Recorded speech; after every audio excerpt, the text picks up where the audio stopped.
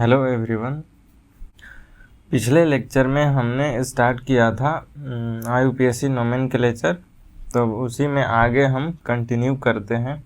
अब हम एक एक करके अलग अलग फंक्शनल ग्रुप का नोमेनक्लेचर देखेंगे। तो स्टार्ट करते हैं। तो सबसे पहले जो आता है, सबसे पहले एसिड का नोमेनक्लेचर देख रहे हैं। तो एसिड COOH, तो अगर एसिड जो है अगर H2 के फॉर्म में है, मतलब प्रिंसिपल फंक्शनल ग्रुप के फॉर्म में है, सेकेंडरी सफिक्स है, तो उसके लिए टर्म यूज किया जाता है ओइक एसिड। अगर कार्बन इंक्लूडेड है PCC में, if carbon included in PCC, अगर कार्बन PCC में पेरेंट कार्बन चेन में इंक्लूडेड है तो उस केस में हम टर्म यूज करते हैं ओइक एसिड, सेकेंडरी सफिक्स लगाते हैं ओइक एसिड। और अगर कार्बन एक्सक्लूडेड है पेरेंट कार्बन चेन में तो उस केस में हम कार्बोक्सिलिक एसिड लिखते हैं। क्या सफिक्स यूज करते हैं? Carboxylic acid. और अगर P2 के फॉर्म में है, सेकेंडरी प्रेफिक्स के फॉर्म में है, सब्स्टिट्यूएंट के फॉर्म में अगर एसिड रहेगा तो उस केस में कार्बोक्सी टर्म यूज किया जाएगा। ठीक है, तो अब हम इसे एग्जाम्पल से समझते हैं।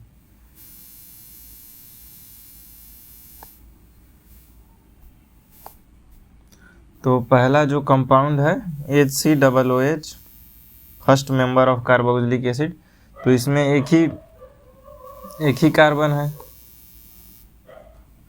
तो जो हमारा रूल था, फॉर्मूला था नोमेनक्लेचर के लिए, उसमें सबसे पहले आता है P2 मतलब सेकेंडरी प्रेफिक्स, उसके बाद आता है P1 प्राइमरी प्रेफिक्स, उसके बाद आता है रूट वर्ड, उसके बाद आया था S1, उसके बाद S2 primary suffix secondary suffix. तो अब हम इस रूल को अप्लाई करके इसका नोमेनक्लेचर करते हैं। तो इसमें P2 तो सब्स्टिट्यूएंट तो एब्सेंट है। उसके बाद P1 क्या होता है? प्राइमरी प्रेफिक्स में हम देखते हैं कि कंपाउंड साइक्लिक है कि नॉन साइक्लिक है। अगर साइक्लिक है तो उसके लिए टर्म साइक्लो यूज किया जाता है, और अगर नॉन साइक्लिक है तो कुछ नहीं लिखते हैं। उसके बाद हम लिखेंगे रूट वर्ड। तो रूट वर्ड में नंबर ऑफ कार्बन देखते हैं, तो इसमें नंबर ऑफ कार्बन 1 है, एक ही कार्बन का कंपाउंड है, तो रूट वर्ड क्या हो जाएगा? मिथ। उसके बाद देखते हैं S1 क्या देखते हैं? सेचुरेटेड है कि अनसेचुरेटेड है। तो इसमें कार्बन एक ही कार्बन है, तो इसमें तो कार्बन के बीच में कोई डबल बॉन्ड नहीं है, तो S1 क्या हो जाएगा? तो एल्केन है, तो उसके जगह पे क्या लिखेंगे? N। और हम पिछले लेक्चर में एक रूल डिस्कस किए थे, जो था, क्या रूल था कि जब भी S2, रूल नंबर 4 क्या था? If S2 start with AEIOU and Y, मतलब कि जो प्रिंसिपल फंक्शनल ग्रुप है अगर स्टार्ट हो रहा है A से, E से, I से, O से, U से एंड Y से, the E letter of S1 should be removed. तो S1 का जो लेटर E है उसको रिमूव कर दिया जाएगा। तो उसी को अब हम यहाँ देखते हैं।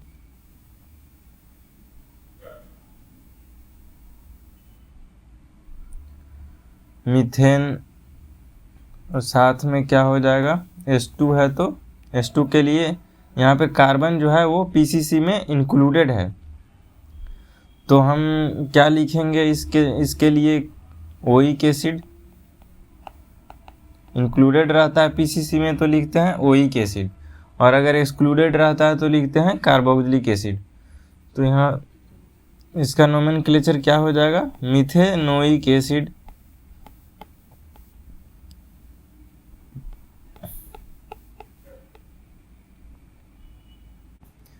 यहाँ पे जो ओइक आ रहा है, जिसे कार्बोक्सिलिक एसिड का जो, अगर कार्बन इंक्लूडेड है PCC में तो उसके जो ओइक में O आ रहा है, तो जो रूल नंबर 4 था उसमें यही था कि जब H2 में AEIOU अगर से स्टार्ट हो रहा है तो जो S1 है, S1 में E को हम रिमूव कर देते हैं। तो उसी तरीके से यहाँ क्या हो गया, E को रिमूव कर दिए तो मिथेनोइक एसिड हो गया। तो इसी तरीके से हमें रूल को ध्यान में रखना है। उसके बाद सेकेंड कंपाउंड जो है उसका अब हम नोमेनक्लेचर करते हैं। तो इसमें तो सबसे पहले पेरेंट कार्बन चेन सेलेक्ट करना पड़ेगा। पेरेंट कार्बन चेन तो यही हो गया, और इसमें भी कार्बन इंक्लूडेड है पीसीसी में। नंबरिंग कर लेते हैं। इसके बाद 1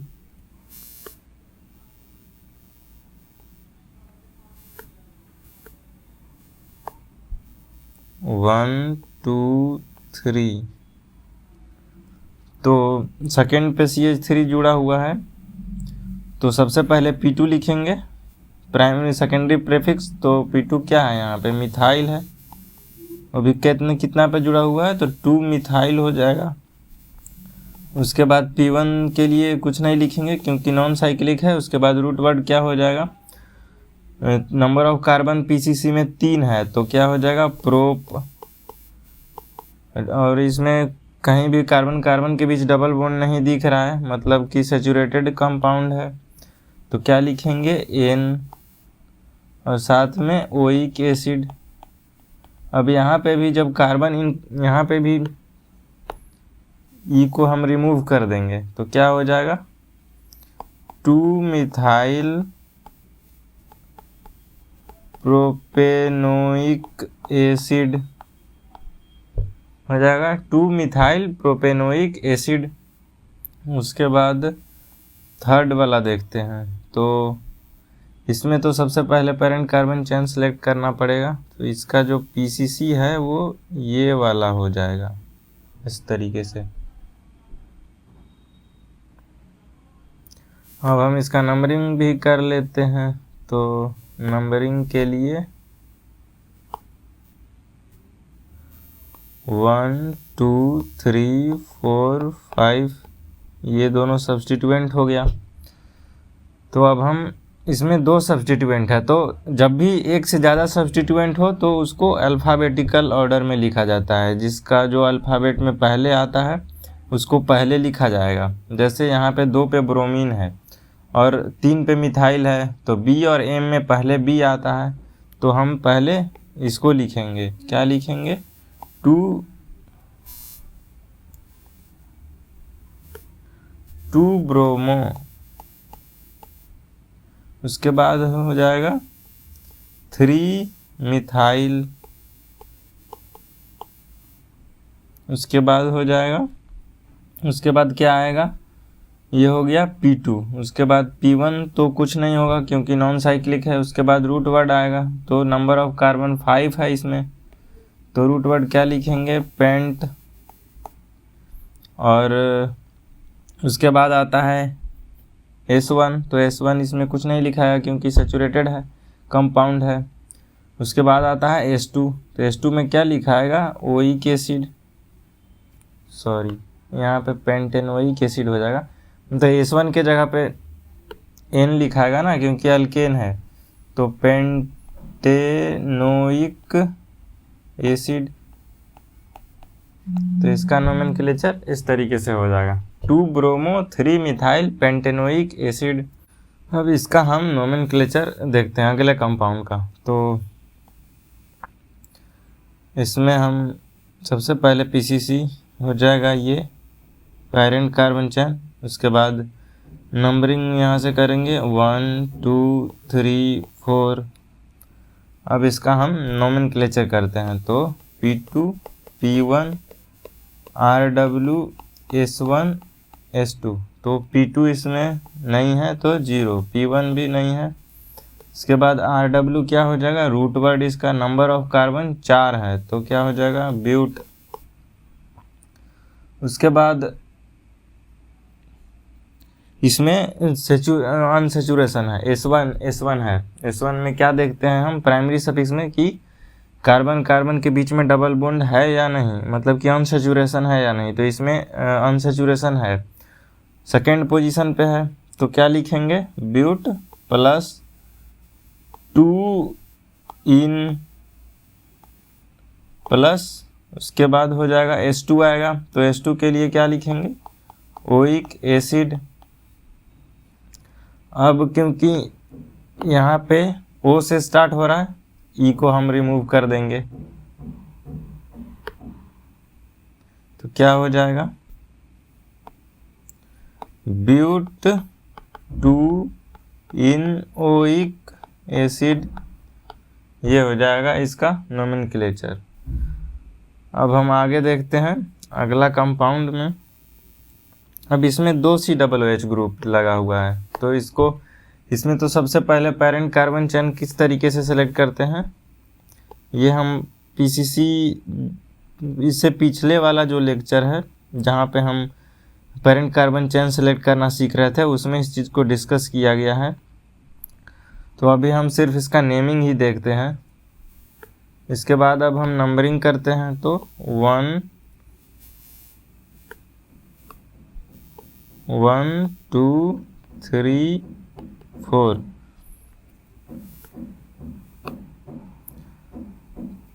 तो स्टार्ट करते हैं। सबसे पहले P2, तो इसमें कहीं भी सब्स्टिट्यूएंट नज़र नहीं आ रहा है, तो P2 नहीं होगा, P1 भी नहीं होगा क्योंकि ये साइक्लिक है। उसके बाद रूट वर्ड लिखते हैं, तो रूट वर्ड के लिए क्या हो जाएगा, ब्यूट, नंबर ऑफ कार्बन 4 है, तो उसके बाद क्या लिखते हैं, उसके बाद लिखते हैं S1। तो S1 में इसमें अल्केन है, यहाँ पे कहीं भी अनसैचुरेशन नहीं दिख रहा है, कार्बन कार्बन के बीच में डबल बॉन्ड नहीं है, तो क्या हो जाएगा N। उसके बाद लिखते हैं हम S2 सेकेंडरी प्रेफिक्स, जिसमें आता है प्रिंसिपल फंक्शनल ग्रुप। तो अब इसमें 2 प्रिंसिपल फंक्शनल ग्रुप है, एक ये है और एक ये है। अब दोनों एक फर्स्ट पोजीशन पे है और एक फोर्थ पोजीशन पे है, तो क्या लिखेंगे, 1,4 डाइओइक एसिड, क्योंकि 2 है तो डाइओइक एसिड, और एक 1 पे है और एक 4 पे है, तो उसका पोजीशन भी लिखना है, तो 1,4 डाइओइक एसिड। अब हम देखते हैं यहाँ पे थोड़ा ध्यान देना है, क्योंकि यहाँ D आ रहा है पहले, तो D आ रहा है, तो जो वहाँ रूल नंबर 4 था उसमें था कि A, E, I, O, U या Y, अगर इन 6 अगर लेटर से स्टार्ट हो रहा है S2, तब हम S1 से E को हटाते थे, लेकिन यहाँ पे तो D आ रहा है, तो यहाँ पे E को हम रिमूव नहीं करेंगे, तो इसको थोड़ा सा ध्यान देना है। तो क्या हो जाएगा, ब्यूटेन 1,4 डाइओइक एसिड। तो इस तरीके से इसका नोमेनक्लेचर हो जाएगा, इसको थोड़ा सा ध्यान रखना है, इसमें गलती हो सकता है। उसके बाद अब हम अगला कंपाउंड देखते हैं, तो अगला कंपाउंड ये है। तो इसमें सबसे पहले पेरेंट कार्बन चेन सेलेक्ट करते हैं, तो इसमें PCC हो जाएगा ये वाला, और ये तीनों हो जाएगा प्रिंसिपल फंक्शनल ग्रुप। अब हम इसका नंबरिंग करते हैं, तो 1 2 3। तो अब हम इसका नेमिंग करते हैं, तो इसमें P2 नहीं है, कहीं भी सब्स्टिट्यूएंट दिखाई नहीं दे रहा है, तो P2 हम कुछ नहीं लिखेंगे। उसके बाद जो कंपाउंड है वो नॉन साइक्लिक है, तो उसके लिए P1 भी कुछ नहीं लिखाएगा। उसके बाद नंबर ऑफ कार्बन 3 है, तो लिखाएगा प्रोप। उसके बाद S1 हो जाएगा N। उसके बाद इसमें टोटल 3 प्रिंसिपल फंक्शनल ग्रुप है, तो क्या लिखेंगे, तीनों का पोजीशन लिखेंगे 1 2 3, और ट्राइओइक एसिड हो जाएगा, ट्राइओइक एसिड, सॉरी ट्राइओइक एसिड नहीं होगा, यहाँ पे थोड़ा ध्यान देना है कि यहाँ पे जो COOH ग्रुप है वो PCC में इंक्लूडेड नहीं है। ये जो इसका कार्बन है COOH वाला, ये तीनों का PCC में इंक्लूडेड नहीं है, क्योंकि PCC में तो सिर्फ ये तीनों कार्बन ही है 1 2 3 वाला। ये तीनों COOH ग्रुप जो है, इसका कार्बन तो PCC में इंक्लूडेड नहीं है। तो जब भी COOH का कार्बन PCC में इंक्लूडेड नहीं होता है, तो उस केस में हम क्या टर्म यूज करते हैं, कार्बोक्सिलिक एसिड। जब कार्बन एक्सक्लूडेड होता है पीसीसी में इंक्लूडेड नहीं है तो हम टर्म यूज करते हैं कार्बोक्सिलिक एसिड, और जब इंक्लूडेड रहता है तो ओइक एसिड। तो इस केस में एक्सक्लूडेड है तो इस केस में हो जाएगा ट्राई कार्बोक्सिलिक एसिड। 3 है तो क्या हो जाएगा ट्राई और carboxylic acid, try carboxylic acid. Finally इसको हम क्या लिखेंगे, प्रोपेन 1 2 3 ट्राई कार्बोक्सिलिक एसिड। इस तरीके से हो जाएगा। इसको थोड़ा सा ध्यान देने की ज़रूरत है, इसमें कन्फ्यूजन हो सकता है। जब भी ऐसा क्वेश्चन आएगा जिसमें एक से ज़्यादा COOH ग्रुप हो तो उस केस में PCC सेलेक्ट करने में भी थोड़ा सा ध्यान देना है, नंबरिंग करने में भी ध्यान देना है, और ये भी देखना है कि कार्बन जो है वो एक्सक्लूडेड है कि इंक्लूडेड है, नहीं तो फिर गलती हो सकता है। अब यहाँ देखते हैं तो इसमें सबसे पहले तो PCC यही हो जाएगा। ये पूरा जो साइक्लिक कंपाउंड है तो इसमें पूरा PCC साइकिल वाला हो जाएगा। यहाँ से 1 2 3 COOH तो डायरेक्टली अटैच है। यहाँ भी कार्बन एक्सक्लूडेड है, पेरेंट कार्बन चेन में इंक्लूडेड नहीं है, तो इसके लिए भी कार्बोक्सिलिक एसिड टर्म यूज किया जाएगा। सबसे पहले P2 कुछ नहीं है तो कुछ नहीं लिखेंगे। उसके बाद P1 में यहाँ पे साइक्लिक है तो क्या लिखाएगा साइक्लो टर्म यूज किया जाएगा। उसके बाद रूट वर्ड, अब साइकिल में कितना नंबर ऑफ कार्बन है 3 है तो लिखाएगा प्रोप। उसके बाद N क्योंकि अल्केन है। उसके बाद क्या लिखाएगा कार्बोक्सिलिक एसिड, S1 हो गया। उसके बाद S2 क्या लिखाएगा, क्योंकि कार्बन एक्सक्लूडेड है तो क्या हो जाएगा कार्बोक्सिलिक एसिड। फाइनली इसको हम क्या लिख सकते हैं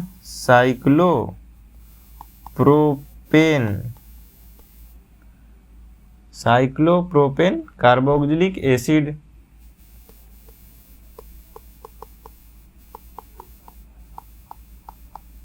तो इस तरीके से नेमिंग करना है। उसके बाद अब हम देखते हैं तो ये वाला जो कंपाउंड है इसमें पेरेंट कार्बन चेन क्या हो जाएगा, इसमें पेरेंट कार्बन चेन ये वाला हो जाएगा, ना कि ये साइक्लिक वाला। इसमें पेरेंट कार्बन चेन नहीं होगा, इस केस में ये वाला हो जाएगा। अगर साइक्लिक वाला हम लेंगे तो फिर COOH छूट जाएगा। तो सबसे पहले पेरेंट कार्बन चेन को सिलेक्ट करने में प्रायोरिटी दिया जाता है प्रिंसिपल फंक्शनल ग्रुप को, इसीलिए ये हो जाएगा इसका पेरेंट कार्बन चेन। इस तरह के क्वेश्चन में थोड़ा सा ध्यान देने का ज़रूरत पड़ता है। 1 2 इसमें 2 कार्बन हो गया PCC में, और ये जो पूरा साइकिल है ये हो गया सब्स्टिट्यूएंट। तो सब्स्टिट्यूएंट सबसे पहले हम लिखेंगे P2, तो इसमें सब्स्टिट्यूएंट में क्या है साइक्लोहेक्सेन है तो लिखेंगे साइक्लोहेक्सेन कितना पे जुड़ा हुआ है 2 पे जुड़ा हुआ है तो लिखेंगे 2 साइक्लोहेक्सेन हो जाएगा 2 साइक्लोहेक्सेन। उसके बाद लिखते हैं P1 में क्योंकि इसका PCC जो है वो साइक्लिक नहीं है तो इस केस में हम नहीं लिखेंगे। जब पेरेंट कार्बन चेन में अगर साइकिल है तो उस केस में साइक्लो लिखा जाता है, तो यहाँ पे साइक्लो नहीं लिखाएगा क्योंकि PCC जो है वो साइक्लिक नहीं है, तो P1 कुछ नहीं लिखाएगा। उसके बाद आएगा रूट वर्ड, तो रूट वर्ड में नंबर ऑफ कार्बन 2 है PCC में, तो रूट वर्ड क्या हो जाएगा इथ। उसके बाद हो जाएगा S1 में लिखेंगे N। अब क्योंकि कार्बन इंक्लूडेड है PCC में, यहाँ ये वाला कार्बन PCC में इंक्लूडेड है तो क्या लिखाएगा ओइक एसिड। अब क्योंकि O आ रहा है S1 में O आ रहा है पहले, तो यहाँ वाला जो E है उसको हम रिमूव कर देंगे। तो फाइनली क्या हो जाएगा इसका IUPAC नेम, तो 2 cyclohexane ethanoic acid, 2 cyclohexane ethanoic acid. Sorry यहाँ पे हेक्साइल होगा, हेक्सेन नहीं होगा, क्योंकि हेक्साइल होगा। यहाँ पे ये भी ध्यान देना, इसीलिए रेडिकल को पढ़ना जरूरी हो जाता है। यहाँ पे क्या हो जाएगा, 2 साइक्लो, जिस तरीके से मिथाइल होता है, इथाइल होता है सब्स्टिट्यूएंट, उसी तरीके से यहाँ पे साइक्लोहेक्साइल हो जाएगा। तो 2 साइक्लोहेक्साइल इथेनोइक एसिड।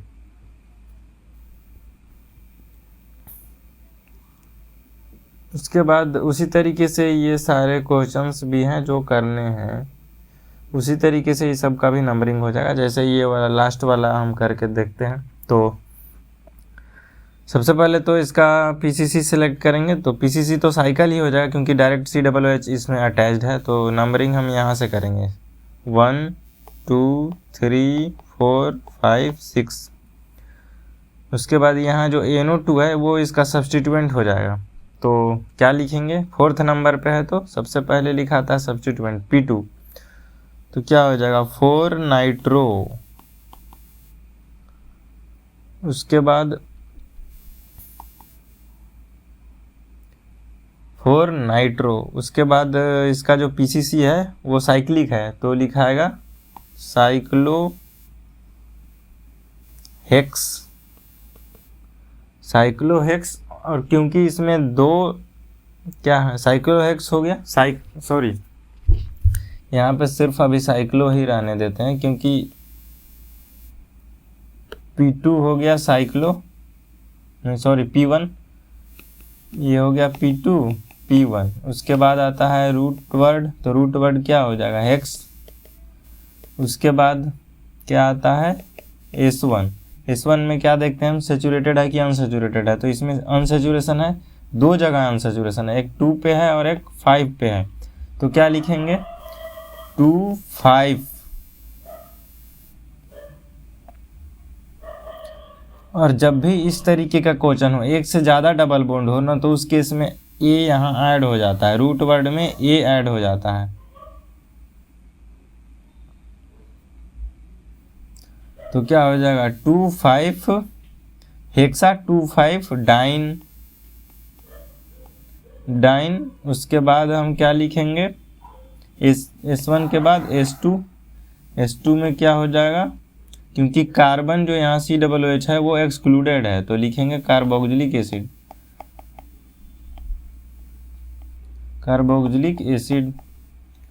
तो फाइनली इसका नेम क्या हो जाएगा, 4 नाइट्रो साइक्लोहेक्सा 2 5 डाइन कार्बोक्सिलिक एसिड। इस तरीके से हो जाएगा इसका नोमेनक्लेचर। अब हम आगे अगला फंक्शनल ग्रुप देखते हैं। तो अगला है एनहाइड्राइड, तो इसको बोलते हैं एनहाइड्राइड। तो एनहाइड्राइड के लिए थोड़ा सा अलग तरीके से इसका नोमेनक्लेचर किया जाता है।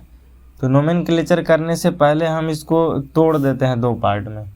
एक ये जो बीच वाला ऑक्सीजन है, इसके दोनों तरफ से हम इसको तोड़ देंगे और इसको और दोनों तरफ तोड़कर एक तरफ दोनों तरफ हाइड्रोजन जोड़ देंगे इस तरीके से, CH3 C double bond O OH, और इधर भी हो जाएगा C double bond O CH3। इस तरीके से हम पहले इसको 2 पार्ट में तोड़ देते हैं, डिवाइड कर देते हैं।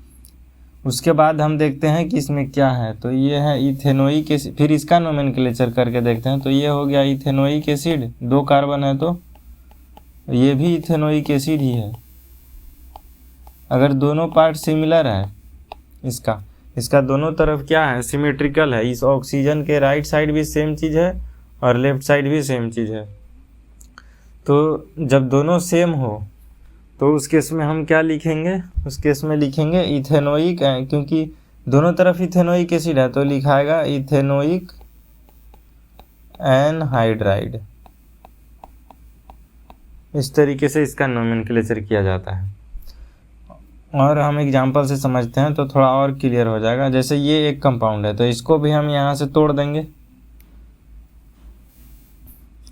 तो तोड़ेंगे तो क्या बन जाएगा, एक तरफ तो CH3 C double bond O OH और दूसरी तरफ हो जाएगा ये C double bond O CH2 CH3। तो अब हम इन दोनों को देखते हैं, तो इसका जो राइट में और इसके लेफ्ट में सिमेट्रिकल नहीं है, क्योंकि दोनों में अलग अलग चीज़ जुड़ा हुआ है। इसमें नंबर ऑफ कार्बन 3 है, जबकि लेफ्ट साइड वाले में नंबर ऑफ कार्बन 2 है। तो इसमें क्या हो जाएगा, एक तो है इथेनोइक एसिड, एक है इथेनोइक एसिड और दूसरा क्या है, प्रोपेनोइक एसिड है। तो इस केस में जब भी मतलब एसिमेट्रिकल हो, दोनों इस ऑक्सीजन के दोनों साइड अलग अलग अगर जुड़ा हुआ है, तो उस केस में हम क्या लिखेंगे, उस केस में हम दोनों लिखेंगे। जैसे इस केस में क्या लिखा जाएगा, इथेनोइक प्रोपेनोइक एनहाइड्राइड, इस तरीके से लिखा जाता है, इथेनोइक प्रोपेनोइक एनहाइड्राइड।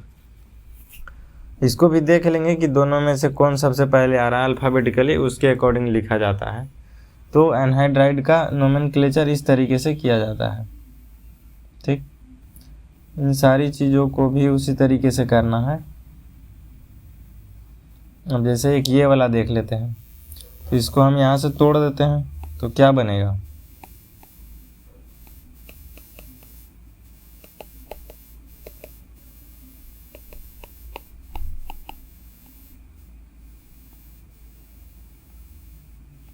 ये भी दोनों तरफ सेम नहीं है, क्योंकि ये वाला जो साइकिल जुड़ा हुआ है इसमें नंबर ऑफ कार्बन 4 है, इसमें नंबर ऑफ कार्बन 3 है। तो दोनों तरफ क्या है, अनसिमेट्रिकल है। ये क्या हो जाएगा, इसमें हो जाएगा साइक्लोप्रोपेनोइक एसिड, साइक्लोप्रोपेन कार्बोक्सिलिक एसिड। ये अभी हम पीछे देख चुके हैं, क्या हो जाएगा, साइक्लोप्रोपेन कार्बोक्सिलिक एसिड, क्योंकि COOH एक्सक्लूडेड है। और ये हो जाएगा साइक्लो ब्यूटेन कार्बोक्सिलिक एसिड। तो हम उस केस में क्या नेमिंग करेंगे, तो इसका क्या हो जाएगा, साइक्लोप्रोपेन और साइक्लोब्यूटेन है, तो B पहले आता है, बाद में P आता है ना, तो पहले लिखा जाएगा साइक्लोब्यूटेन, उसके बाद लिखाएगा साइक्लोब्यूटेन कार्बोक्सिलिक, उसके बाद लिखाएगा, सबसे पहले यहाँ तक आएगा साइक्लोब्यूटेन कार्बोक्सिलिक, उसके बाद हो जाएगा साइक्लोपेंटेन कार्बोक्सिलिक,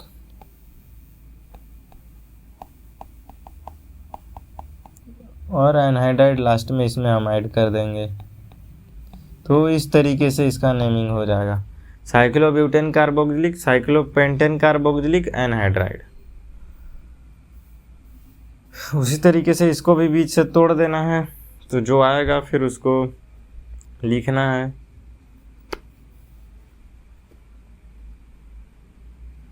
क्या हो जाएगा, इसको यहाँ से तोड़ेंगे और यहाँ से तोड़ेंगे तो कौन सा कंपाउंड बनेगा, C डबल बॉन्ड O, यहाँ पे OH हो जाएगा, यहाँ पे एक कार्बन है, उसके बाद एक कार्बन है, उसके बाद यहाँ कार्बन है, डबल बॉन्ड O है और OH है।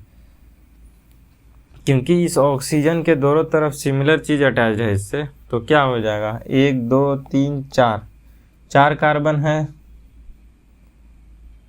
तो क्या हो जाएगा, ब्यूटेन 1,4 डायोइक। इस कंपाउंड का नाम क्या हो जाएगा, ब्यूटेन 1,4 डायोइक एसिड, इस कंपाउंड का नाम ये है। तो बस एसिड के जगह पे क्या हो जाएगा, एनहाइड्राइड। जब भी एनहाइड्राइड का नेमिंग करना हो तो एसिड का नेमिंग करेंगे, और अगर दोनों तरफ सिमिलर ग्रुप है तो एसिड को हटा के सिर्फ वहाँ पे एनहाइड्राइड जोड़ दिया जाएगा। तो यहाँ पे क्या हो जाएगा, इसका यहाँ पे हो जाएगा, इसका नोमेनक्लेचर क्या हो जाएगा, ब्यूटेन 1,4 डायोइक एनहाइड्राइड। इस तरीके से नेमिंग करना है। ठीक, अब हम आगे देखते हैं, अगला जो फंक्शनल ग्रुप है वो है एस्टर। तो जब भी एस्टर जो है, एस्टर के लिए H2 मतलब प्रिंसिपल फंक्शनल ग्रुप के फॉर्म में है तो क्या यूज करते हैं, अल्काइल, बीच में स्पेस है यहाँ पे, जो आएगा अभी हम डिस्कस करेंगे, उसके बाद OH, अल्काइल OH जब कार्बन इंक्लूडेड हो तो, और जब कार्बन एक्सक्लूडेड हो तो लिखते हैं अल्काइल कार्बोक्सिलेट। अब हम इसको एग्जांपल से समझते हैं। जैसे यहाँ पे है, ये एक कंपाउंड है, तो इसका नोमेनक्लेचर हम किस तरीके से करेंगे। सबसे पहले क्या हो जाएगा, सबसे पहले आता है ये अल्काइल। यहाँ पे जो R होता है ना वो आता है यहाँ, तो ये जो R है ये वाला, ये पहले आएगा, क्योंकि इसमें लिखते हैं इस तरीके से ना, इसका नोमेनक्लेचर कुछ अलग ढंग से करते हैं। जैसे R है तो R आता है पहले, तो यहाँ पे R के जगह पे क्या है, इथाइल है, तो हम लिखेंगे इथाइल। उसके बाद हम यहाँ पे स्टार्ट करते हैं P2 से। जब ये R है ना, R को लिखने के बाद हम यहाँ स्टार्ट करते हैं P2 P1 RW S1 S2, तो इसको थोड़ा सा ध्यान रखना है। तो यहाँ पे क्या हो गया, इथाइल यहाँ, उसके बाद इससे कोई भी सब्स्टिट्यूएंट अटैच्ड नहीं है तो P2 हो जाएगा 0। उसके बाद नॉन साइक्लिक है तो P1 भी हो जाएगा 0। उसके बाद हो जाएगा रूट वर्ड, तो नंबर ऑफ कार्बन इसमें सिर्फ एक ही है, तो क्या हो जाएगा मिथ। उसके बाद क्या लिखेंगे S1, तो S1 के लिए हो जाएगा N। उसके बाद लिखेंगे, उसके बाद आएगा ये OH, S1 के बाद S2 के जगह पे हम क्या लिखेंगे, OH लिखेंगे। तो इसको इस तरीके से लिखा जाता है। इसका जो नोमेनक्लेचर है थोड़ा सा अलग होता है, क्योंकि सबसे पहले जो R होता है ना, जो ऑक्सीजन के बाद जुड़ा हुआ रहता है, तो वो लिखते हैं सबसे पहले। उसके बाद हम स्टार्ट करते हैं P1 P2 RW S1 S2। तो यहाँ भी एक चीज़ ध्यान देना है कि जो ये S2 है वो से स्टार्ट हो रहा है, तो S1 का जो E है उसको हम रिमूव कर देंगे, तो फाइनली क्या हो जाएगा, इथाइल मीथेन OH, ये हो जाएगा इसका नोमेनक्लेचर, इथाइल मीथेन OH। उसके बाद अगला देखते हैं, तो ये है, यहाँ पे जो R है वो क्या है, मिथाइल है, तो सबसे पहले हम लिख देंगे मिथाइल। उसके बाद हम स्टार्ट करेंगे P2 P1 RW S1 S2। तो P2 क्या हो जाएगा, यहाँ पे तो सबसे पहले PCC हो जाएगा ये वाला, तो PCC ये हो जाएगा। उसके बाद नंबरिंग 1 2 3, CH3 हो गया सब्स्टिट्यूएंट, तो P2 लिखेंगे 2 मिथाइल। उसके बाद P1 0, उसके बाद RW हो जाएगा, नंबर ऑफ कार्बन 3 है तो हो जाएगा प्रोप। उसके बाद S1, तो S1 के लिए कुछ नहीं लिखेंगे, S1 के लिए N लिखेंगे क्योंकि अल्केन है और यहाँ पे अनसेचुरेशन नहीं है, तो N। उसके बाद आएगा S2 OH। अब यहाँ पे OH आ रहा है तो O आ रहा है, तो E को हटा देंगे, क्या हो जाएगा मिथाइल 2 मिथाइल प्रोपेनोएट। इस तरीके से इसका नोमेनक्लेचर करना है। क्या हो गया, मिथाइल 2 मिथाइल प्रोपेनोएट। उसी तरीके से इन सब कंपाउंड का भी नोमेनक्लेचर उसी तरीके से किया जाएगा। उसके बाद जो अगला कंपाउंड है वो है एसिड हैलाइड। तो एसिड हैलाइड के लिए जब सब्स्टिट्यूएंट H2 के फॉर्म में हो, मतलब प्रिंसिपल फंक्शनल ग्रुप के फॉर्म में हो, तो क्या टर्म यूज करते हैं, ऑयल हैलाइड, अगर कार्बन इंक्लूडेड है तो। और कार्बोनिल हैलाइड यूज करते हैं जब कार्बन एक्सक्लूडेड है तो इसको ध्यान में रखना है। तो अब हम इसका देखते हैं। तो P2 इसमें 0, P2 कुछ नहीं है तो 0, P1 भी 0 हो जाएगा। RW में नंबर ऑफ कार्बन 1 है तो हो जाएगा मिथ। उसके बाद हो जाएगा NS1। उसके बाद S2 में क्या लिखते हैं, जो इसमें कार्बन इंक्लूडेड है PCC में, तो हो जाएगा क्या, ऑयल हैलाइड। अब यहाँ पे ये देखना है कि O है तो इसको E को हम रिमूव कर देंगे तो क्या हो जाएगा, मिथेनोइल हैलाइड। इस तरीके से इसका नोमेनक्लेचर हम करेंगे, मिथेनोइल हैलाइड। उसके बाद अगला कंपाउंड देखते हैं। तो इसमें जो PCC हो जाएगा ये वाला हो जाएगा। उसके बाद करेंगे, ये हो गया सब्स्टिट्यूएंट, नंबरिंग करेंगे तो 1 2 3। अब P2 लिखेंगे तो 2 पे Cl ग्रुप लगा हुआ है तो क्या हो जाएगा 2 क्लोरो। उसके बाद P1 कुछ नहीं लिखाएगा। उसके बाद हो गया RW, नंबर ऑफ कार्बन 3 है तो हो जाएगा प्रोप। उसके बाद N, उसके बाद हो जाएगा ऑयल हैलाइड। अब क्योंकि यहाँ O है तो E को रिमूव कर देंगे तो क्या हो जाएगा 2 क्लोरो प्रोपेनोइल हैलाइड। इस तरीके से हम इसका नोमेनक्लेचर करेंगे। उसके बाद अगला देखते हैं। तो इसमें सबसे पहले PCC सिलेक्ट करते हैं तो ये हो जाएगा इसका पेरेंट कार्बन चेन। उसके बाद नंबरिंग करते हैं 1 2 3 4, ये दोनों हो गया सब्स्टिट्यूएंट। तो सबसे पहले P2 लिखेंगे तो 2 पे इथाइल भी जुड़ा हुआ है, 2 पे मिथाइल भी जुड़ा हुआ है। सबसे पहले मिथाइल लिखाएगा क्योंकि इथाइल लिखाएगा क्योंकि अल्फ़ाबेटिकली पहले आ रहा है तो हो गया 2 इथाइल। उसके बाद लिखेंगे 2 मिथाइल। उसके बाद आएगा P1 तो P1 कुछ नहीं लिखाएगा। उसके बाद रूट वर्ड, तो रूट वर्ड में क्या लिखेंगे हम, नंबर ऑफ कार्बन 4 है तो हो जाएगा ब्यूट। उसके बाद इसमें अनसैचुरेशन है, 3rd कार्बन पे डबल बॉन्ड जुड़ा हुआ है तो क्या लिखेंगे 3 इन। उसके बाद हो जाएगा क्या,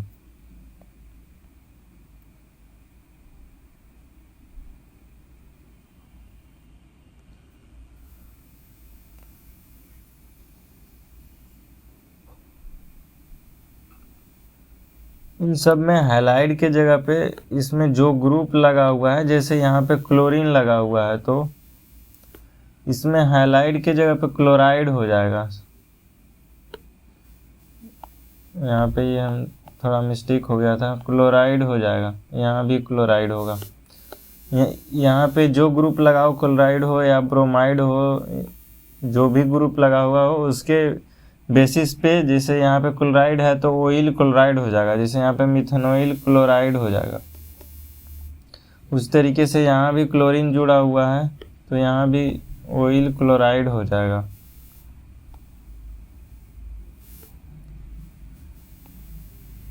क्लोराइड हो जाएगा। यहाँ पे भी 2 क्लोरोप्रोपेनॉइल क्लोराइड हो जाएगा।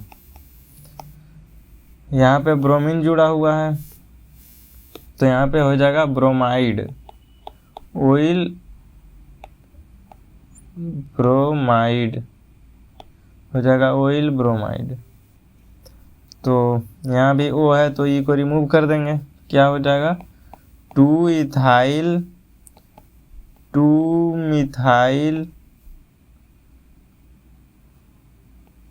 ब्यूट 3 इन ऑयल ब्रोमाइड। इस तरीके से हो जाएगा इसका नोमेनक्लेचर। इसको भी उसी तरीके से करना है। उसके बाद जो अगला कंपाउंड है वो है, अगला जो फंक्शनल ग्रुप है वो है अमाइड। तो अमाइड ये हो गया अमाइड। H2 क्या यूज करते हैं अमाइड के लिए, कार्बन अगर इंक्लूडेड है तो अमाइड लिखते हैं और अगर कार्बन एक्सक्लूडेड है तो कार्बोक्सामाइड लिखते हैं। तो जैसे ये वाला है तो इसमें नंबर ऑफ कार्बन तो एक ही है, यही हो जाएगा इसका PCC। तो P2 0, P1 भी 0, RW एक ही कार्बन है तो मिथ, उसके बाद N हो जाएगा, उसके बाद कार्बन इंक्लूडेड है PCC में तो हो जाएगा अमाइड। तो क्या हो गया मिथेनामाइड। ए यहाँ पे आ रहा है तो ई को रिमूव कर देंगे तो क्या हो जाएगा मिथेन अमाइड, मिथेनामाइड, ये हो गया। अगला देखते हैं, तो अगला में ये हो गया इसका पेरेंट कार्बन चेन और CH3 हो गया सब्स्टिट्यूएंट। हम नंबरिंग करते हैं तो 1 2 3, 2 पे CH3 है तो हो गया 2 मिथाइल। उसके बाद P1 कुछ नहीं है, उसके बाद नंबर ऑफ कार्बन 3 है तो हो गया प्रोप। उसके बाद N, उसके बाद अमाइड। अब इसमें A आ रहा है S2 में तो इसकी S1 के E को रिमूव कर देंगे तो क्या हो जाएगा 2 मिथाइल प्रोपेनामाइड, 2 मिथाइल प्रोपेनामाइड, ये हो जाएगा। तो इसी तरीके से बाकी इन सभी का नेमिंग करना है जो उसी तरीके से हो जाएगा। उसके बाद अगला जो फंक्शनल ग्रुप है वो है साइनाइड। तो साइनाइड में अगर कार्बन PCC में इंक्लूडेड है तो उसके लिए हम क्या S2 यूज करते हैं नाइट्राइल, और अगर एक्सक्लूडेड है तो यूज करते हैं कार्बोनाइट्राइल। अब जैसे ये वाला है तो इसमें हम नंबरिंग करेंगे तो 1 और 2, यहाँ पे कार्बन इंक्लूडेड है तो क्या लिखेंगे P2 0, P1 भी 0, RW में हो जाएगा इथ। उसके बाद हो जाएगा N, नाइट्राइल यूज करना है S2। तो यहाँ पे A, E, I, O, U या Y इसमें से कोई भी नहीं है तो इसके E को हम रिमूव नहीं करेंगे तो क्या हो जाएगा इथेन नाइट्राइल। उसी तरीके से अगला कंपाउंड है, इसका जो PCC हो जाएगा ये वाला हो जाएगा और ये हो गया 2 को सब्स्टिट्यूएंट जो इससे अटैच्ड है। नंबरिंग करेंगे तो 1 2 3,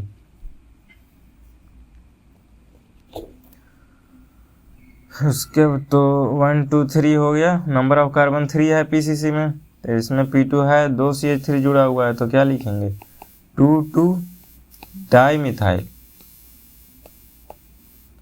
P1 कुछ नहीं है, RW में हो जाएगा प्रोप।